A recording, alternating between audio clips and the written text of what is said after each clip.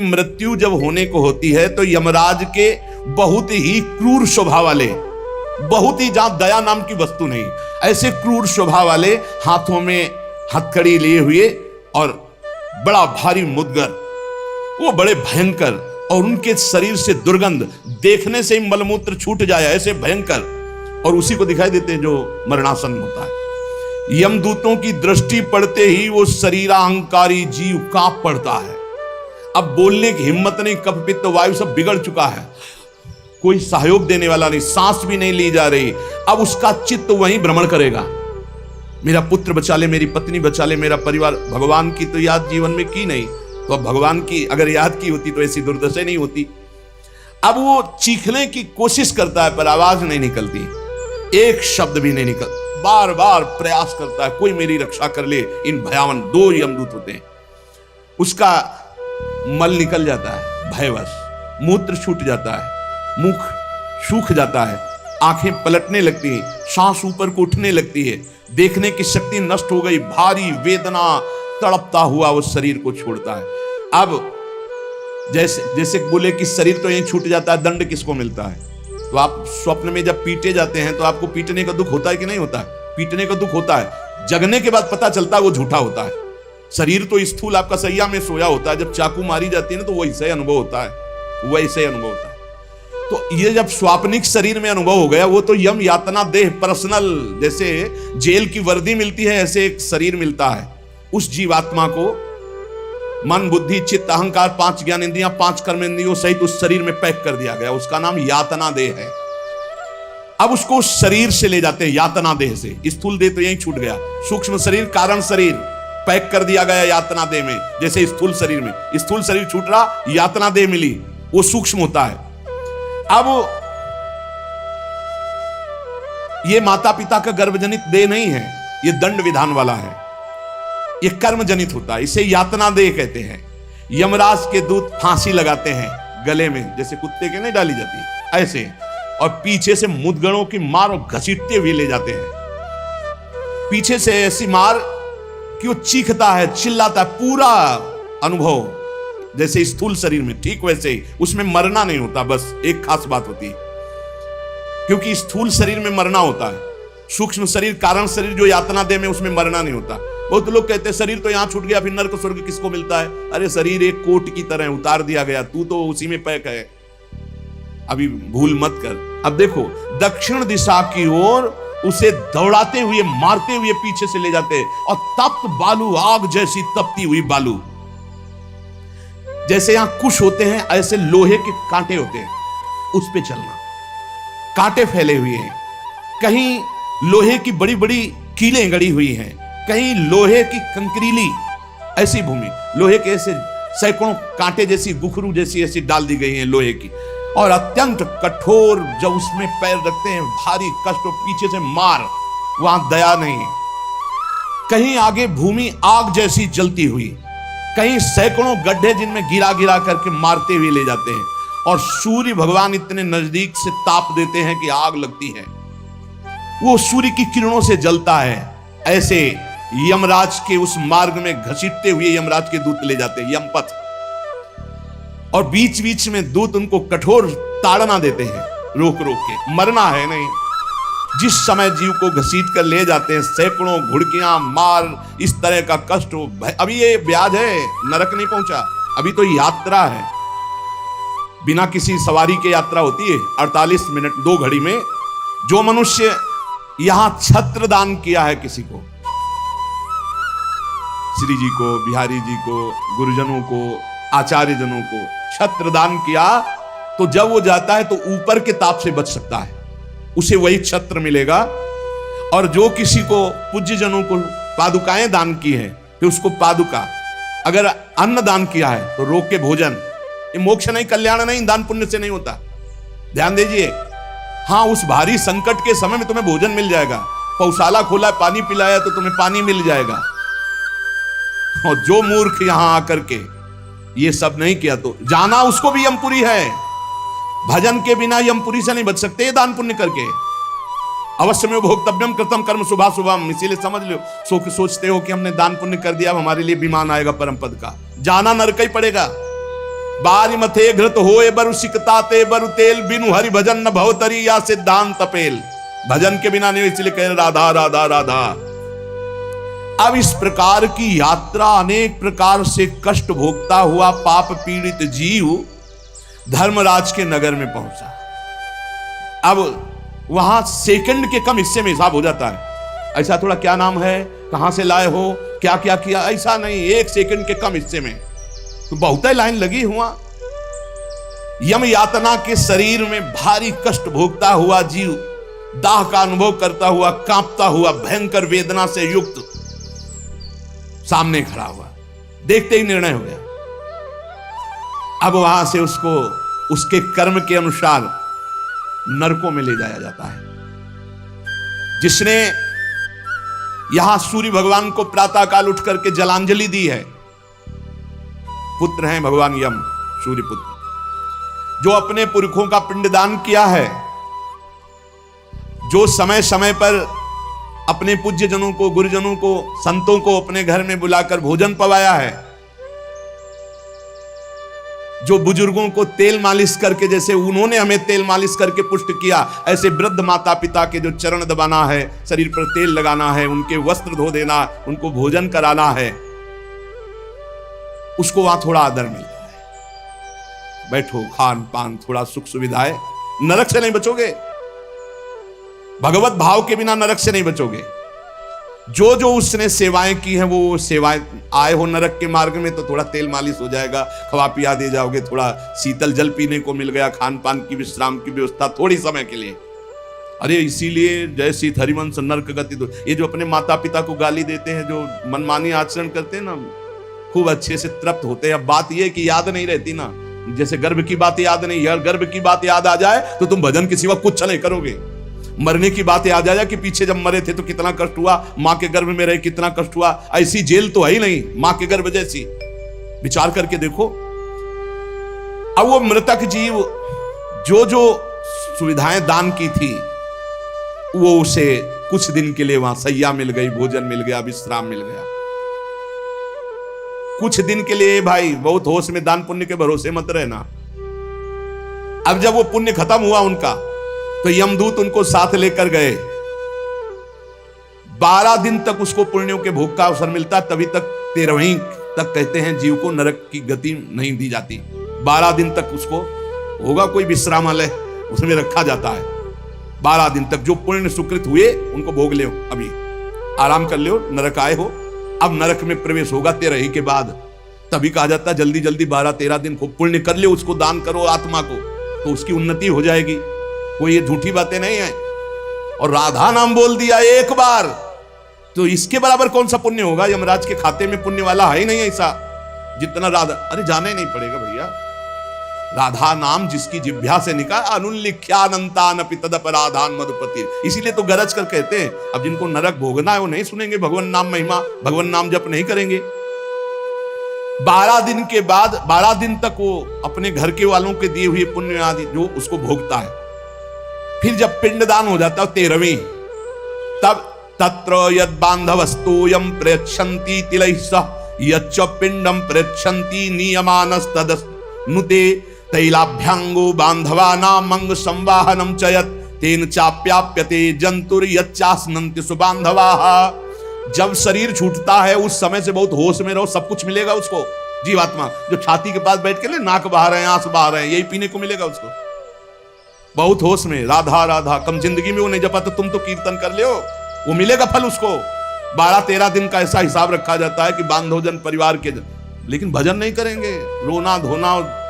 मृत्यु से 12 दिन बीतने के पश्चात यमपुरी को खींच कर ले जाया जाता है उस जीव को। अरे यमपुरी भैया हुआ जैसे जेल पहुंचे, कोई थप्पड़ लग रहा, कोई डंडा लग, वो देखे कि प्राण कुछ उठ जाते कि हमारे ये दुर्दशा। मरना नहीं खास बात है, यमराज की यमपुरी को देखते ही प्राण सूख गए। कोई काटा जा रहा है, कोई कोल्हू में पेरा जा रहा है, कोई पकौड़े की तरह तला जा रहा है, हाहाकार मचा। मरना किसी को है नहीं।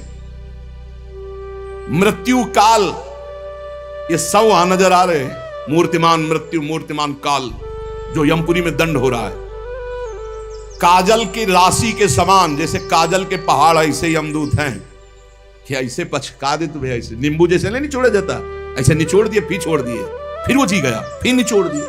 अब बोले 10,000 वर्ष तक यही करना है उसको, अब 10,000 वर्ष तक वो ऐसे करता रहे। क्या दुर्दशा। तभी हरिवंश महाप्रभु कहते हैं, रस सिद्धांत का वर्णन जब करते हैं, कहते हैं जैसी हरिवंश नरक गति दुर्भरी, बहुत कठिन है नरक की गति। तभी कहते हैं नरक जाओगे होश में रहो, मतलब सबसे बड़ा दंड नरक का। लोग कहते हैं कि कहां नरक स्वर्ग है, किसने देखा है? तुम देख लोगे। ऐसे आचरण रख रहे हो जो संतों की अवहेलना करे, शास्त्र की अवहेलना करे, भगवान को अवहेलना कर रहे हो, अपने आप देख लोगे पर बताने नहीं आओगे। बस खास बात ये है। और भौहें कैसी? टेढ़ी भौहें, काजल के समान काले, और विकराल मुख, लंबी दाढ़ें, कुरूप, आवाज भीषण भयंकर, और रोम ऐसे जैसे बंबूल के कांटे कि अगर ऐसे कर दे तो पूरा शरीर छिद जाए, ऐसे दूर। विशाल भुजाएं, पुष्ट भुजाएं, और सब यमदंड यम पास लिए हुए, बड़े भयंकर। दुर्गंध आती शरीर से, जीव देख के घबराता है, उनके हाथों में फंसा हुआ। अब जो यहां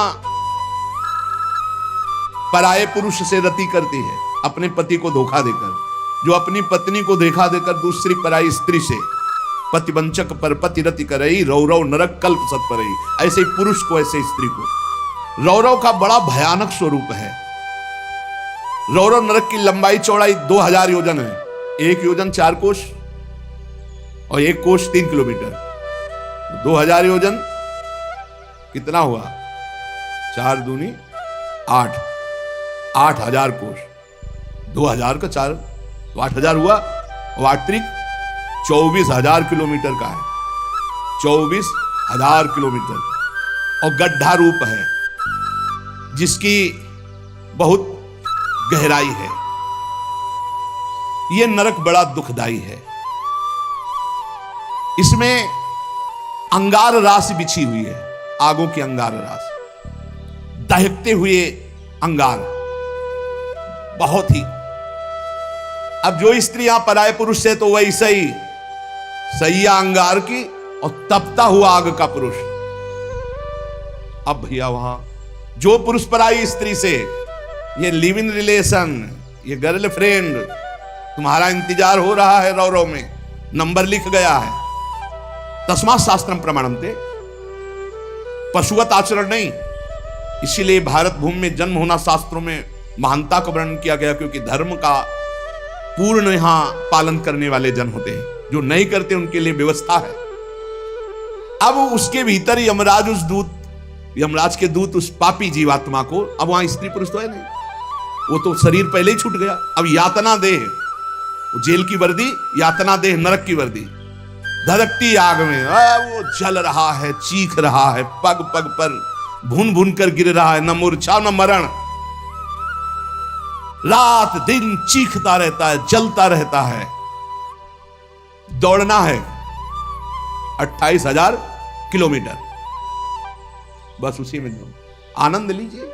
कितने दिन? बोले सहस्त्रों वर्ष, 1-2 वर्ष नहीं, सहस्त्रों वर्ष।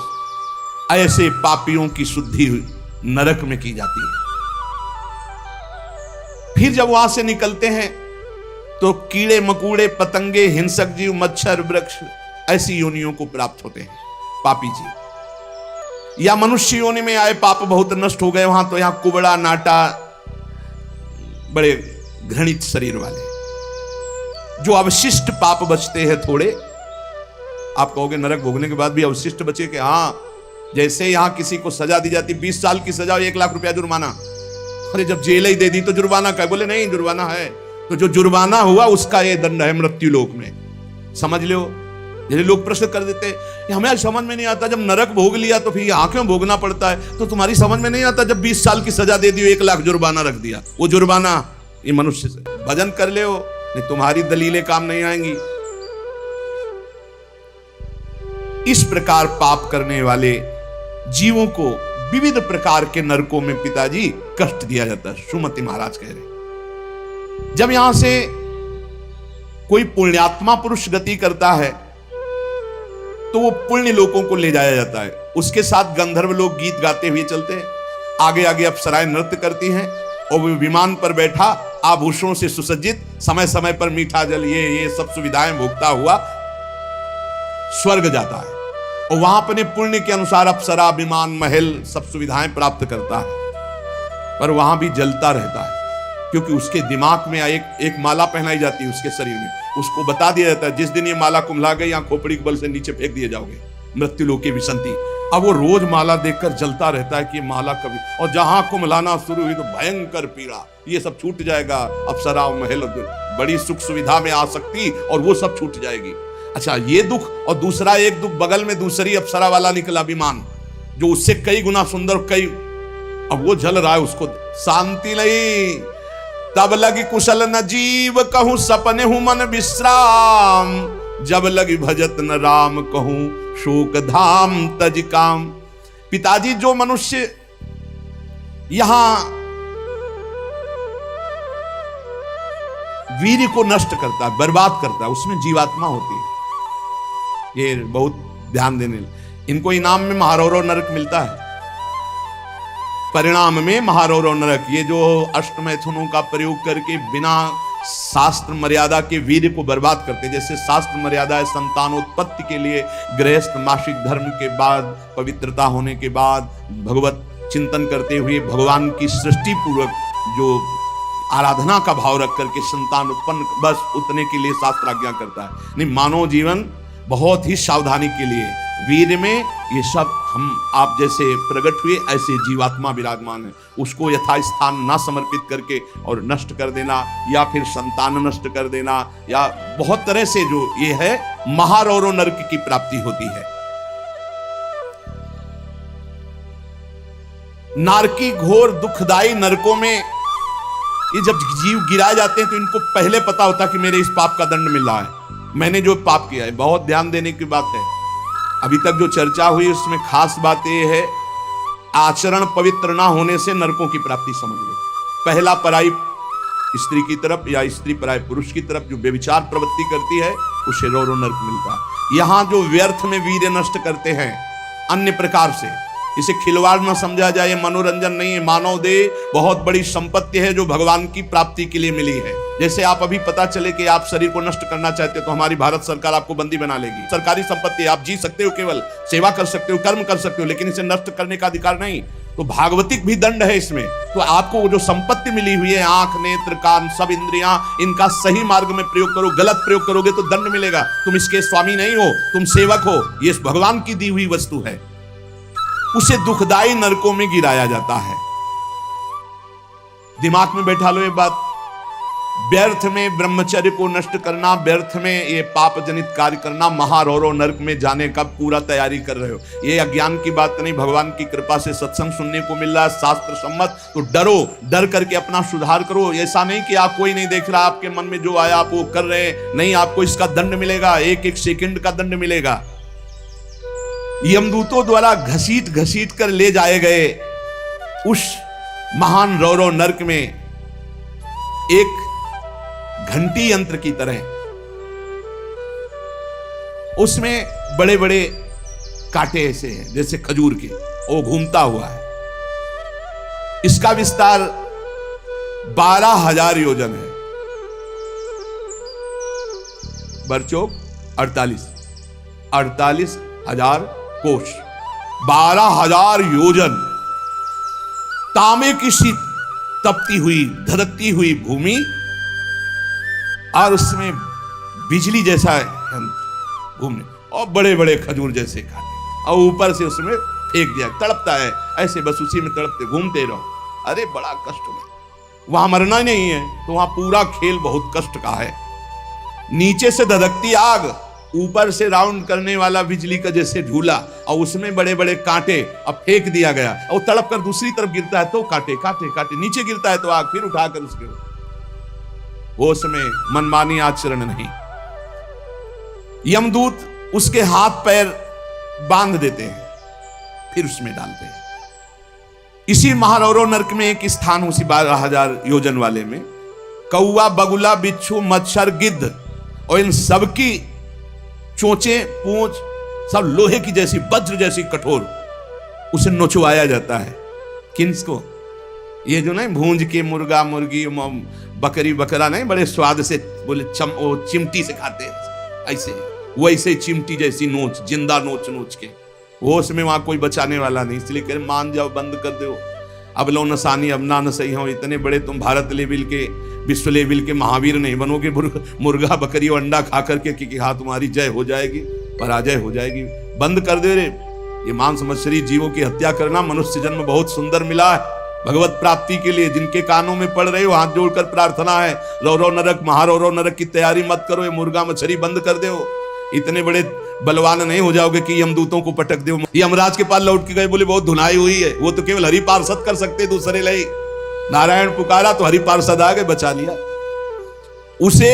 समझो, कौवे बगुले बिच्छू मच्छर गिद्ध, ऐसे मच्छर ऐसा जो पूरा ऐसे इंजेक्शन जैसे बड़े बड़े ऐसे वज्र के समान जिनकी चोंचे मार मार करके नोचते हैं। अब वो व्याकुल छटपटाता है, वो आप जब कर्म सुधारने थे तब तो मनमानी आचरण करते हो।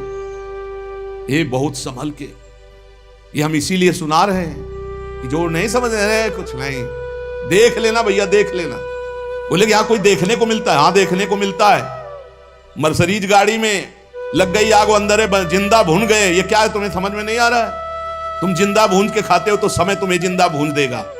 तुम दूसरे को काट के खाते हो, एक्सीडेंट हुआ, यहां घुसा, निकलने के चांस नहीं, तड़प कर मरो। कर्म को अवश्य में भोक्तव्यम कृतम कर्म शुभाशुभम। किस जन्म का कौन सा कर्म तुम्हें दंड दे दे, डरो। यहां सब कुछ दिखाई दे रहा है, तुम आंख खोल करके देख लो। एक बेटा है जो जीवन भर सुख देता है, एक बेटा है जो जीवन भर दुख देता है। एक पत्नी है जो देखते ही हृदय आनंदित हो जाए घर में जाते, और एक है कि देखते ही जलकर भुन जाओ। एक पति है जो पूरे जीवन सुख देता है, एक है कि जीना मुश्किल। ये सब कर्मों का फल भोगना पड़ता है। अब दूषित बुद्धि के कारण जो जो पाप किया, 10 करोड़ वर्ष दूसरों का मांस खाने वाले के ये गिद्धादि नोच नोच के खाते, मरना वहां है नहीं। खा गए फिर मांसुदय, फिर खा गए फिर मांसुदय, होश में।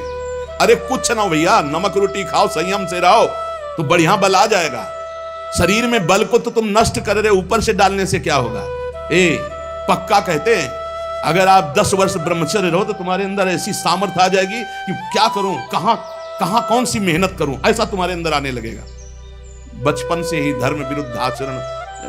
अरे इंद्रियों को वश में करने के लिए मुर्गा मछली वाली ताकत थोड़ी चाहिए, पवित्रता की ताकत चाहिए। ये मन के गुलाम, इंद्रियों के गुलाम पाप कर 10 करोड़ वर्ष भोगने पर फिर उसको मनुष्य लोक में भेजा जाता है। और फिर कैसे भेजा? मुर्गा बना के। फिर वो चाकू, समझ रहे ना, जिसको तुमने काटा था,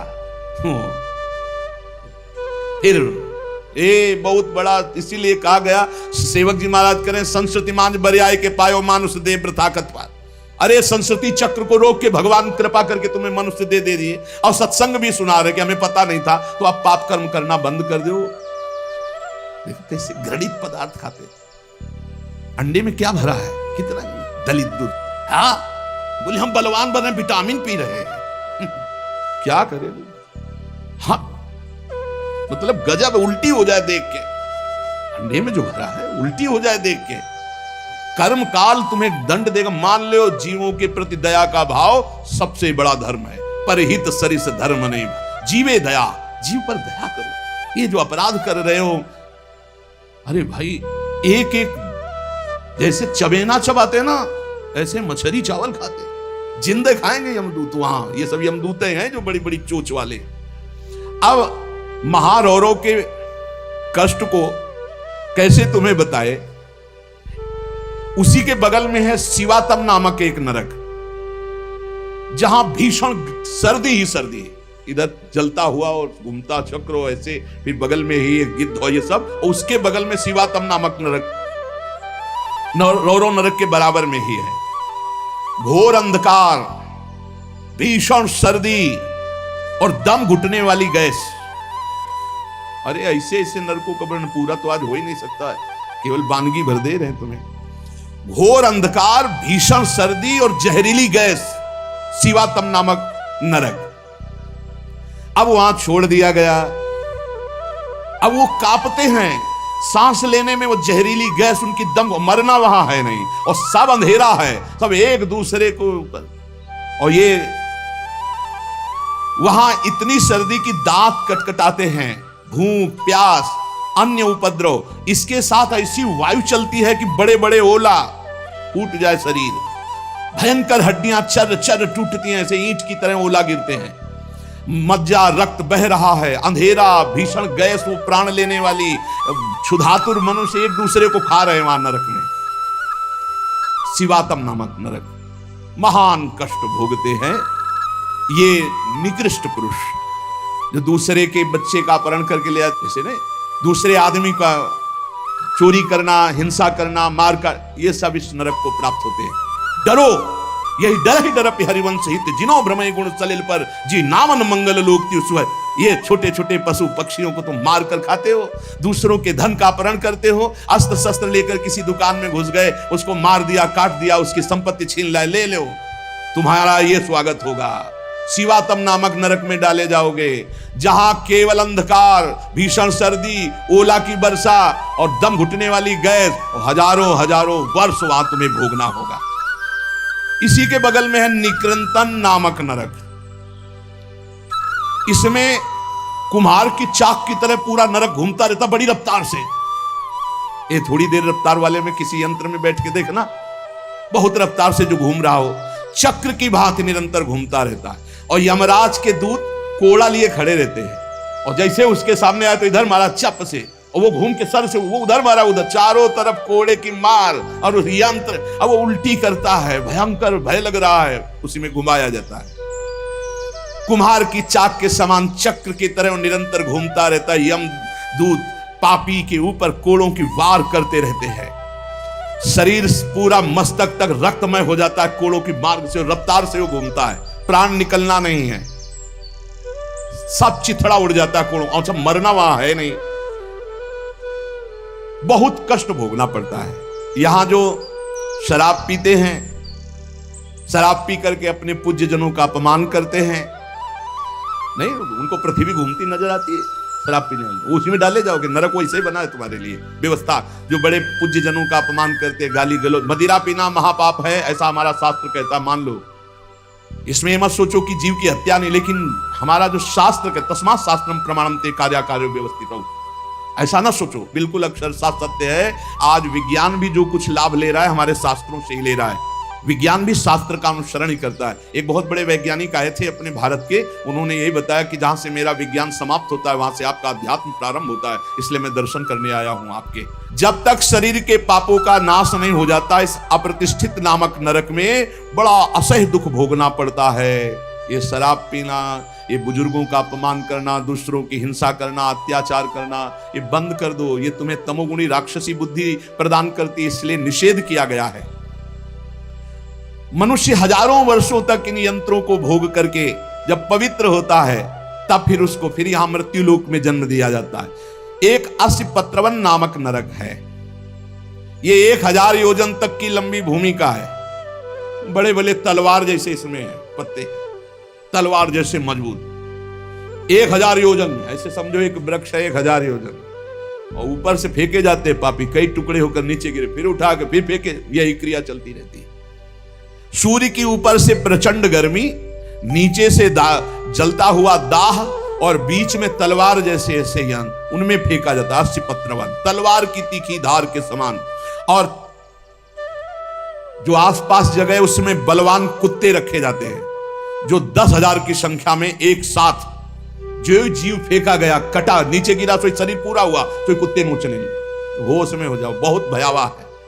और उनके मुख दाढ़ें भी बड़ी लंबी लंबी कुत्तों की, व्याघ्रों के समान, इसलिए वो हाय हाय चिल्लाता है, वहां कोई बचाने वाला नहीं मिलता। इस अस्पत्रवन नामक नरक में बहुत दुख दिया जाता है। बार बार आहत होकर के नीचे गिरे तो अंगार, अगर थोड़ी देर शरीर बचा रहे तो कुत्ते नोच रहे, फिर उठाकर फिर उसमें डाला गया। एक भयंकर तप्त कुंभ नामक नरक है, जिसमें तेल खौलाया हुआ है, पकौड़ा की तरह पकाए जाते हैं। पुत्र सुमति ने कहा, पिताजी मैंने इन सब नरकों को भोगा है और मुझे 10,000 जन्म की स्मृति प्राप्त है, इसलिए मैं यथावत देख के कह रहा हूं। आज के 7वें जन्म पहले मैं एक वैश्य कुल में उत्पन्न हुआ था, और मुझे अपने कुल की सेवा मिली हुई थी, जो एक दिन मैं व्यापार से जा रहा था तो कुछ गौएं पानी पीने जा रही थी। मैंने उन गौओं का विरोध कर दिया और गौओं को पानी पीने नहीं दिया। उसके अपराध से मुझे अत्यंत भयंकर नरक में डाला गया था, जहां आग की लपटे जैसी गर्मी थी और बूंद पानी नहीं। कई हजार वर्षों नरक भोगना पड़ा था एक अपराध का। जो पापी यहां इस पशुओं को काट करके उनका खून पीते हैं, उन पापियों को कोल्हू में पेरा जाता। मैंने वहां देखा, कोल्हू में जिसे गन्ना पेरा जाता है, नीचे खून की कीचड़ जमी होती। दुष्कर्मियां चिल्ला रहे, उनको कोल्हू में पेरा गया। धीरे धीरे आराम से पेरा जा रहा, बाहर निकले फिर पूरा जीवित, फिर पेरा जा रहा है। हाहाकार ही हाहाकार वहां सुनाई देता है। मुझे तो सिर्फ दिखाया गया था, इस अपराध के कारण मैंने नरक देखा। बड़ी पीड़ा, बड़ा संतप्त, बड़ी जलन। तप्त बालुक, तप्त कुंभ, कितने तुम्हें नरकों का वर्णन बताएं। पिताजी, जीवों को यदि आनंद लेना है तो यहां भगवान का भजन कर लो, धर्म से चल ले। ये मत समझो कि यहां तुम आयो स्वतंत्र हो, जो चाहो कर लो। नहीं नहीं, बंधन है बंधन। आप किसी की नजर में हो, हर समय आपके ऊपर सीसी कैमरा लगा हुआ है। आप एक एक चेष्टा जो कर रहे हो उसका आपको दंड या सुकृत पुरस्कार मिलेगा। और अगर भजन कर लेंगे तो भगवान की प्राप्ति होगी। जो भगवान का नाम जपते हैं, भगवान के आश्रित हैं, तो भगवान ने कहा अभी जो भी हो गया चिंता मत करो, पीछे जो हो गया सब राधा राधा। भगवान के वचन कभी मिथ्या नहीं होते। श्री भगवान ने कहा है, सर्वधर्मान परित्यज्य मामेकम शरणं व्रज, अहम त्वाम सर्व पापेभ्यो मोक्षयिष्यामि मा शुचा। मैं सब पापों से मुक्त कर दूंगा। भगवान की शरण में होके खूब नाम जप करो। लेकिन ये जो गंदी बातें हैं, मत देखो, मत बोलो, मत सोचो, मत करो, नहीं, ये बाधा पहुंचा देंगी। एक ब्रह्मज्ञानी महात्मा सुमति पूर्व में शिष्य बना करके प्रमाद स्थिति को प्राप्त होने के कारण एक जन्म और लेना पड़ा। इसलिए छोटी छोटी गलती में चूक हो जाती, फिर भयानक पापाचरण रूपी गलती करके कौन भगवत प्राप्ति कर पाएगा। इसलिए सावधान, नाम जप करो, कोई पाप कर्म ना होने पावे। शास्त्र का स्वाध्याय करो, जिससे तुम्हें पता चलेगा कौन सा पाप कर्म है और कौन सा शुभ कर्म है, और कौन सा ऐसा कर्म है जो शुभ अशुभ दोनों को विध्वंस करके भगवत प्राप्ति कराता है। खूब नाम जप करो, भगवान की शरण में रहो, वो सारे पाप नष्ट कर देंगे तुम्हें।